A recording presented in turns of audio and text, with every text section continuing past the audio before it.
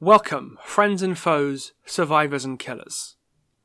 Let's sit around the campfire together and talk about Dead by Daylight. Specifically, about the first licensed chapter in Dead by Daylight's history, the Halloween chapter, featuring the legends of horror Michael Myers and Laurie Strode. Today's retrospective, we'll be looking at the faithfulness with which behaviour adapted the godfather of the slasher genre into Dead by Daylight, and the impact that its inclusion had on the game's long-term success. When John Carpenter's Halloween hit cinemas in 1978, nobody could have known the impact it would go on to have on the horror genre. While it wasn't the first of the now infamous slasher subgenre, that honour goes to Alfred Hitchcock's Psycho, Halloween was the standout example that defined the subgenre and formed a template that many movies would go on to mimic. The tropes and ideas that Halloween dragged into the mainstream would define horror for basically the entire 1980s and the first half of the 1990s. Tropes so recognisable that they would go on to be satirised in movies like Scream, The Cabin in the Woods, and Tucker and Dale vs. Evil in the 21st century.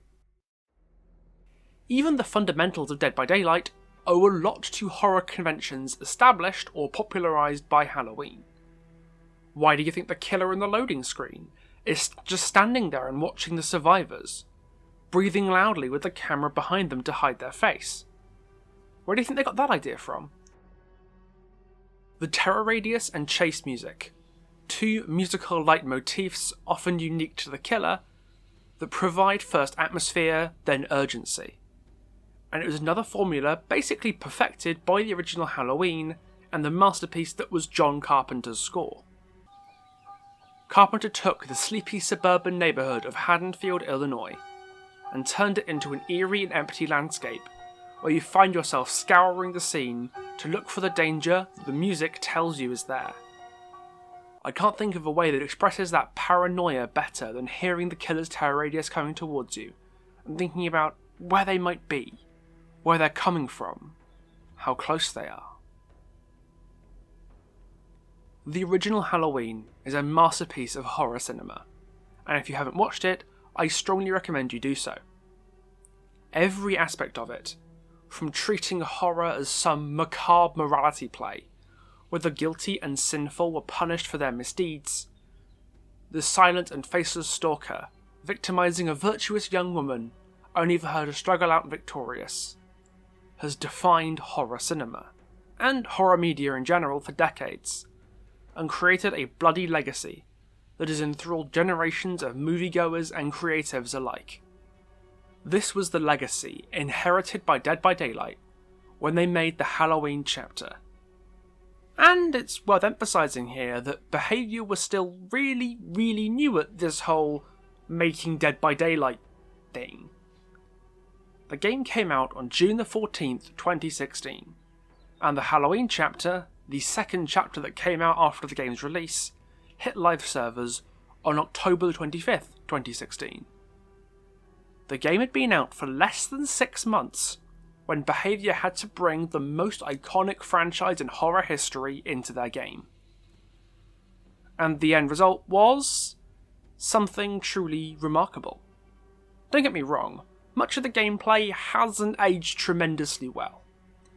4 of the 6 perks released with the chapter have needed to be nerfed, redefined or reworked in the years since. At least one of the others sucks donkey dick, sorry Soul Survivor. Haddonfield has a reputation for being one of the worst designed maps in the game, and is considered DC worthy for many killer players. And the gameplay of the chapter's marquee killer, Michael Myers, is widely considered to be outdated by the standards of modern killer design.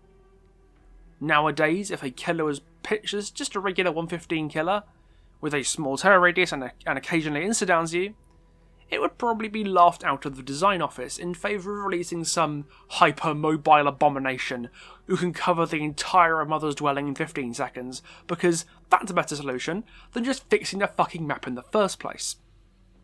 But if there's one thing I hope you can take away from not just this video, but my entire body of work on this channel, is that there's so much more to Dead by Daylight than what's strong and weak, than what's easy to play and what's hard to play. expressing this game in the form of arbitrary numbers and tier lists isn't what I'm about here. It's about the story that the game tells to the people playing it. And regardless of balance state, the gameplay that the Halloween chapter brought to Dead by Daylight is amazingly evocative of the spirit of Halloween, and as such was a near perfect adaptation of Carpenter's source material. And let me start by talking about Haddonfield. Haddonfield is a very controversial map to play on. If we take the definition of controversial to mean total molten absolute steaming garbage. By that definition, it's the most controversial map in the game. But the reason it is so controversial is because it's a really old map. And not just any old map. It was the first map that came from somewhere. Lampkin Lane wasn't designed to be a place where survivors and killers chase each other all the livelong day like an episode of Scooby-Doo. It was designed to be where Michael Myers went on his rampage in Halloween 1978. And the map's design and aesthetic reflects that perfectly. The run-down and debilitated Myers house forms the map's most distinctive landmark, and it looks like it was ripped out straight from the movie. Sure, it doesn't have the details of a more modern map, like a Midwich Elementary School or Dead Dog Saloon, but it's not without its little quirks that identify it as the place where Michael Myers took his first life.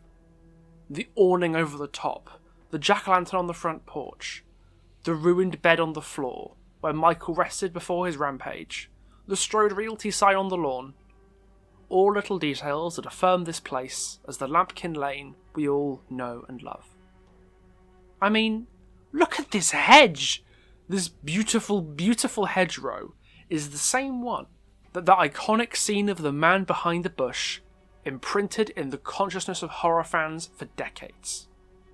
To a mere gamer, this hedge is an annoyance, but to a big brain, excellent taste Halloween enjoyer, this hedge is 40 years of horror history.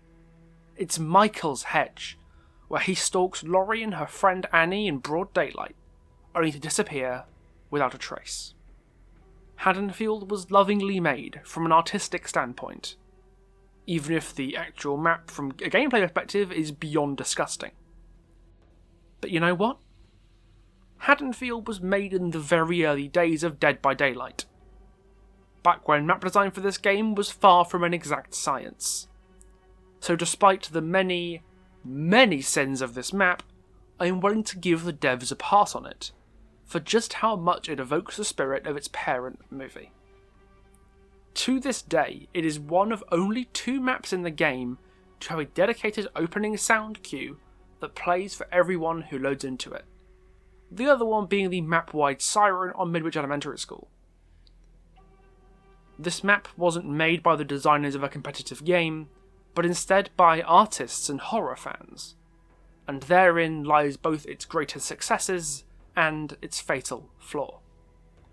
The perk design for Laurie Strode, the spectacular final girl of Halloween and the survivor in its chapter, reflect that philosophy perfectly.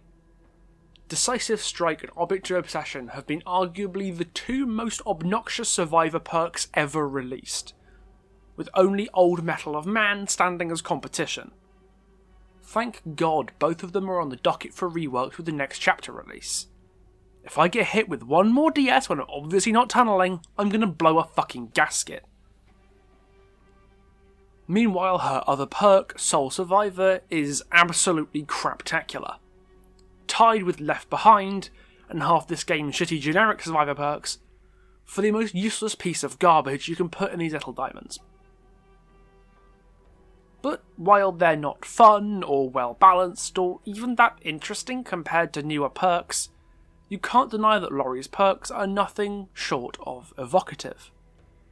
Laurie Strode isn't my favourite final girl in horror, because, let's face it, nobody is taking that crown from Ellen Ripley ever. But there's no denying the impact Laurie Strode had not just on the slasher subgenre, but on horror as a whole, by personifying what it is to be the final girl. the sole survivor at the end of the killer's murderous rampage, who, through their wits, virtues and moral purity, manages to see the light of day. As the infamous deconstruction of the horror genre Cabin in the Woods so eloquently put it, all suffer and die at the hands of whatever horror they have raised, leaving the last to live or die as fate decides. The Virgin.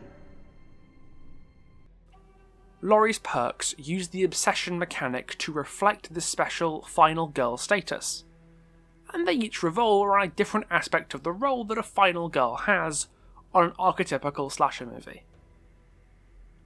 Let's take the most obvious example here, Decisive Strike.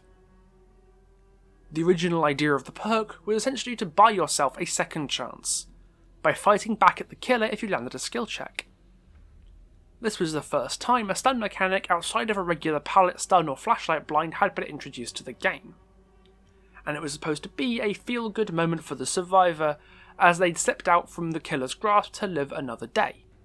She didn't hide from Michael as he broke into her home. She didn't sprint away. She stood her ground and fought back against the shape that haunted Haddonfield. And the power move of studying the killer and running away was evocative of that feeling. That being said, there is a very good reason that stun mechanics are used sparingly in this game, because denying the killer even a few seconds using a perk can be completely game-changing, especially if said perk isn't something you have to earn but instead just have. So despite a long series of changes that tried to turn it into an anti-tunneling perk, Decisive Strike has always been one of the strongest, if not the single strongest, survivor perk in the whole game. Just like Haddonfield, another example of balanced gameplay, given way to thematic strength and loyalty to the original IP. Object Obsession and Soul Survivor have a similar dynamic, as both sacrifice being healthy or effective parts of the game in favour of being flavourful and in keeping with Laurie's character archetype.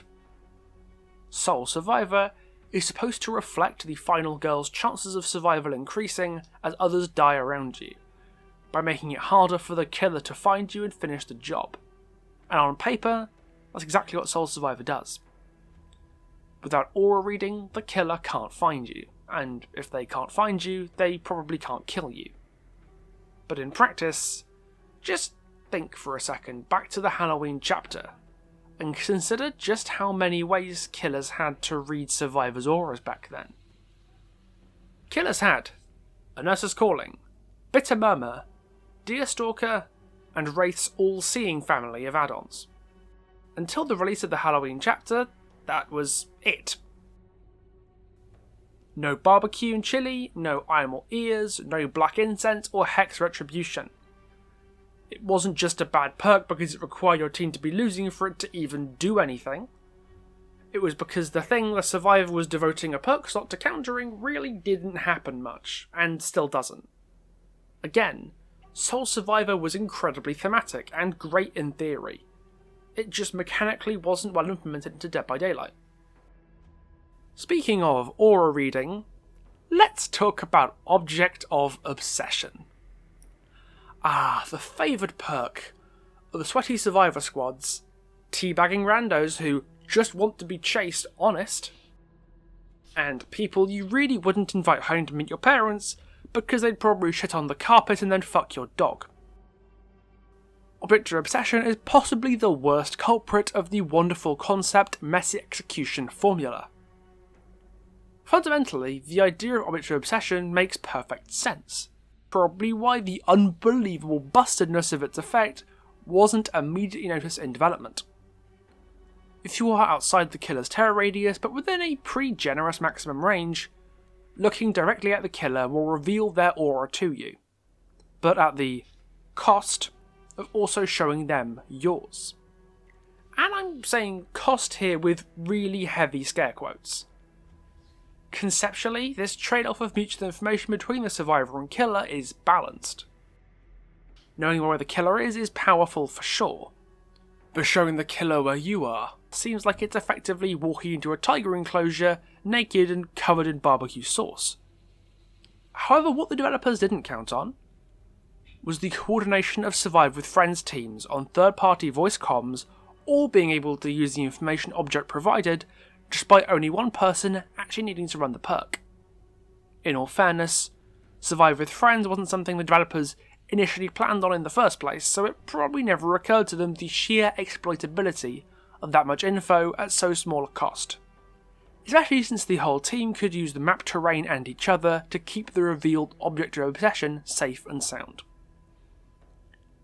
But for all the many balance problems it brought to the game, Object of Obsession encapsulated the idea of a killer drawn to a particular victim, one that they were truly obsessed with hunting. By incentivizing the killer to go after the obsession, Object embodied the idea of some people being a beacon for evil, just going about their daily life while things that go bump in the night are drawn to them like a moth to a flame. I think this quote from the inimitable late Donald Pleasance as Dr. Sam Loomis sums it up better than I ever could. I watched him for 15 years, sitting in a room, staring at a wall, not seeing the wall, looking past the wall, looking at this night, inhumanly patient, waiting for some secret, silent alarm to trigger him off. Death has come to your little town, Sheriff. You can either ignore it, or you can help me to stop it. At least in theory, the object of obsession is a beacon for evil a survivor can draw unto themselves. A secret, silent alarm to trigger the killer off and start the game of cat and mouse. And what game of cat and mouse would be complete without the cat? Michael Myers, the Shape, the Boogeyman. Evil on two legs, darkness itself bound in the body of a man. Michael was institutionalized in Smith's Grove Sanitarium from the age of 6, after stabbing his sister Judith to death with a kitchen knife. On the day before his 15th anniversary of his fateful murder on Halloween night, Michael Myers broke out of Smith's Grove and came home to Haddonfield, where he hid in the long since abandoned former home of the Myers family. When he was there, he laid eyes on his new obsession, the teenager Laurie Strode, and from that day, he fixated on her completely. Throughout the Halloween night of 1978, Michael murdered his way across Haddonfield, picking off Laurie's friends one by one from the shadows as he stalked Laurie from the darkness. Once the scent of his prey's fear was rich in the air, Michael moved in for the kill. But her valiant struggle, and the timely intervention of Dr. Sam Loomis, saw the Shape driven back, for now. Michael, I believe, was the greatest success behaviour had in the entire Halloween chapter, both thematically and from a gameplay perspective. While Laurie's perks mostly flirt with the obsession mechanic, and any changes the obsession makes to the perks is mostly a shift in numbers somewhere, Michael's perks are not only defined by there being an obsession in the game in the first place, but the identity of the obsession will shape the game plan of anybody using his perks. On release, Dying Light conceptually fit this perfectly. The obsession would get an increase to the speed of altruistic actions, but once the obsession died, the whole team would suffer from their absence by massively reduced action speeds. By removing the team's moral centre from the game as soon as possible by eliminating the final girl, the team would crumble in turn. Effectively, once the final girl is dead, the movie is already over.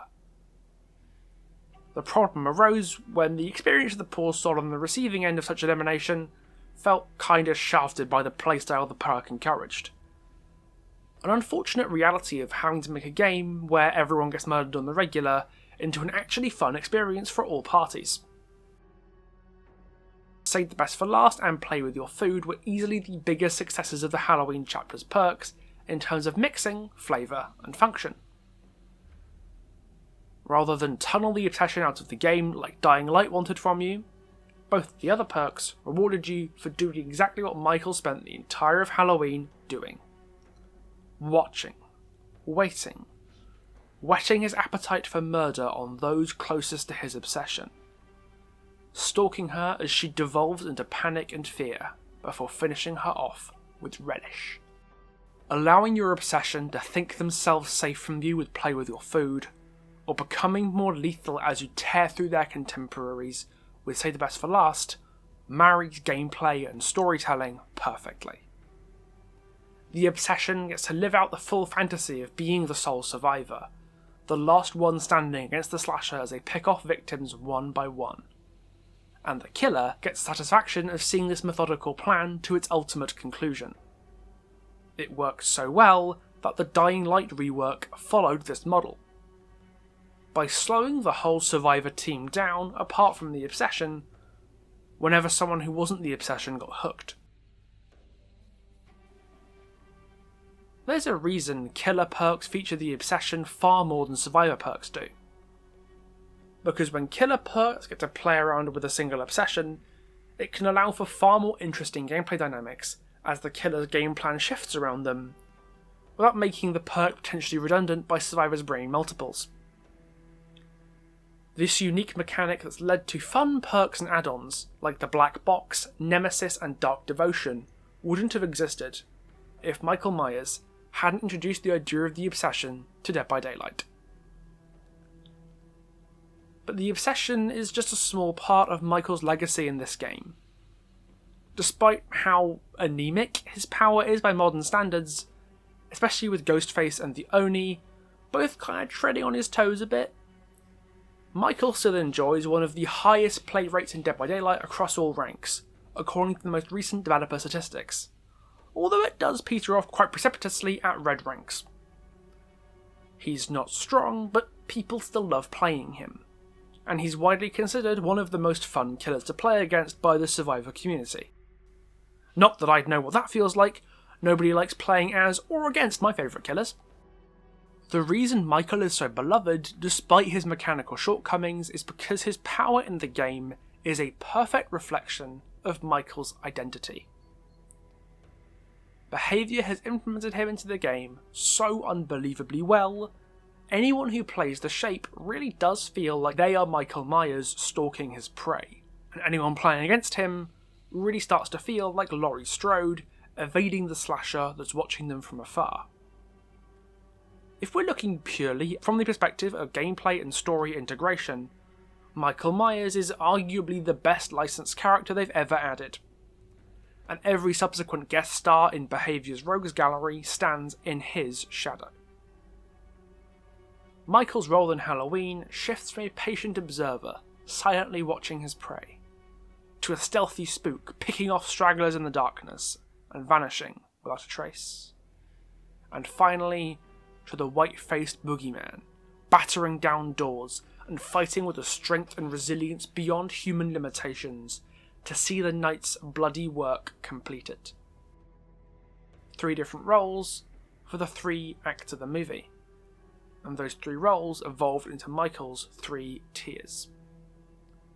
Evil Within 1, removing much of Michael's lethality in favour of being able to pass unnoticed and stalk without being detected. It's emblematic of how he spends the first portion of Halloween waiting, just out of sight, stalking everyone of interest in Haddonfield during the day before making his move at nightfall. Tier 2 and 3 fit together so well with Michael's MO as he gets more and more dangerous and less subtle as Halloween night ticks on, letting the killer player fully realise the fantasy of being Michael Myers. And how do you get that progression between the tiers? How do you accomplish this sense of growth and power in the game? Well, what does Michael Myers do best? He stalks. The stalking mechanic is the key to what makes Michael work, not only as a playable character, but as an icon of horror reborn in Dead by Daylight. It's why he's so satisfying to play for a lot of people. because you get to indulge in the same voyeurism that made Halloween so captivating. Watching survivors scurry in front of you, like the little rats they are. Either they don't notice you, making you feel like an absolute genius for finding a good spot to stalk from, or you get to watch them scatter like sand in the wind, because they're trying to break line of sight. Whatever happens, using Michael's stalk power always feels good, and buys directly into the silent slasher power fantasy promised by Michael Myers. The stalk mechanic being the primary method that Michael uses to become stronger also makes him fun and memorable to play against, because being chased by Michael isn't the scary part. You can still fight back in the chase with pallets and such, but it's just sitting on a generator, thinking you're safe, and then suddenly noticing that dead white mask staring at you from the middle distance, and not really knowing how long he's been doing that for. Michael is one of the few killers in this game capable of generating true, consistent paranoia throughout not just the course of one game, but long term. Because to hold his power at bay, you need to be vigilant and on your toes, because danger could come from anywhere. Between his stealth mechanic with his reduced terror radius, the power he just gets from standing there menacingly, and the potential threat of a 99 tier 3 ready to bestow you with emergency being on the floor privileges, he's one of the few killers in this game alongside Ghostface, the Hag, and maybe the Spirit, capable of proper jump scares. This is where Halloween's amazing sound design comes back around to really benefit Michael.